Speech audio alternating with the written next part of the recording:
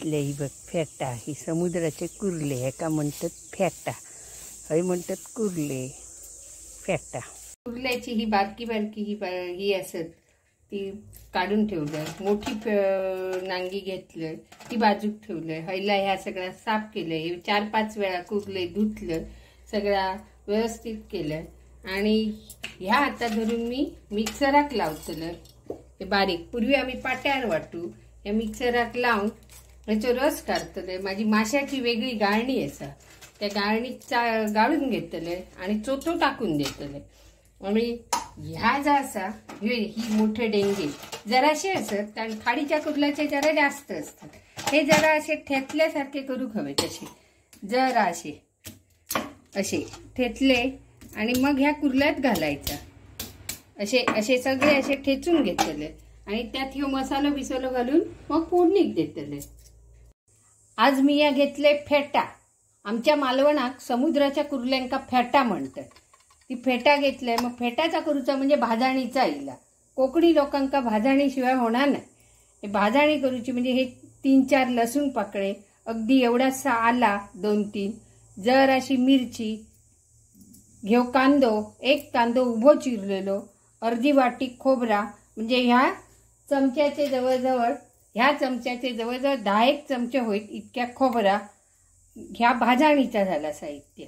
नंतर त्यात फोडणी घातल्यानंतर लागणारी म्हणजे ती करतेवेळी लागणारी ही मिरची पूड, 1 छोटा चमचो ही मिरची पूड, अगदी अशी काटून घेणारी ही मिरची पूड, 2 ते 2.5 चमचे ह्यो भाजको मसालो, आमचो घरगुती मसालो असा, ही हळद, एवढा ह्या साहित्य असा आणि चिंचेचं थोडंसं एवढी चिंच असा,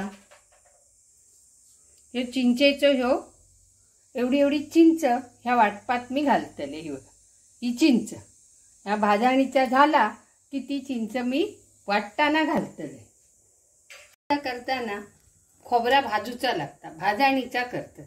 मग ही कढई तापवलं, त्यात हे 2 बोट चमचे घातले तेल जास्त घालायचा नाही, ह्या घातलं, तेल तापला ना, तेल जरा तापाक हवं, तेल तापला की ही मिरची घालायची।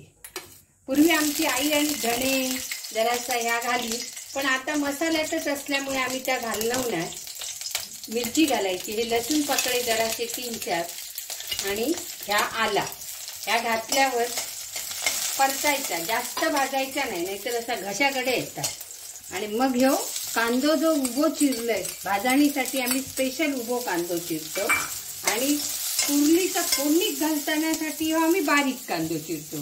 हे साधारण मध्यम आकाराचे 1 कांदो असता, माशात आम्ही कांदो जास्त घालणार नाही, कांद्याचं प्रमाण कमी असतं, माणसं जास्त असली की जास्त। ही समुद्राचे कुर्ले एकाच फेटा आम्ही मालवणात म्हणतो। तो कांदो माझो असो गुलाबी सर होत इलो ना की मग ह्या खोबरा टाकायचा आणि छानसा ह्या खोबरा ना ह्या छानसा मग भाजायचा। पण ह्यो गॅस मोठो असताना एकदम बगबगीत कढई तापेपर्यंत गॅस मोठो हवं, मग थोडंसं मध्यम साईजचं हवं आणि ह्या खोबरा भाजत राहायचा। कॉफी कलरचा येऊ हवा, म्हणजे आमटी कशी काळपट अशी छान वाटता, कुर्ल्याचा सांबार, त्या कुर्ल्याची आमटी फेटाची आमटी चांगली वाटता। बघा कुर्ले करतोय मग अशी फेटा, ती आता फेटा करते, ह्यो टोप तापत ठेवले। आमचा माशाच्या आमटीचा टोप कसो वेगळो असता, त्या टोपात आम्ही दुसरा काय करणार नाही। आता ह्या तेल तापला, मग ह्या फोडणीसाठी ह्यो कांदो फोडणीत टाकले।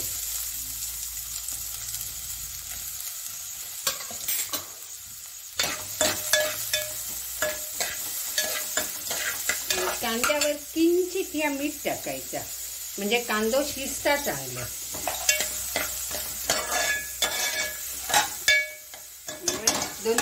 1 मिनिट वर झाकण मारून ठेवायचं। ह्या कांद्यावर मी टाकले ही हळद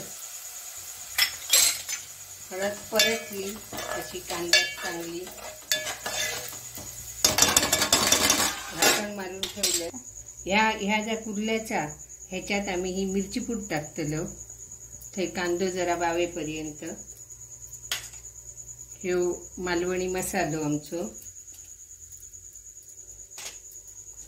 जरासा मीठ, कारण कुर्ल्यात जरा मीठ असता, मग चवीक बघून आपण घालायचा मीठ.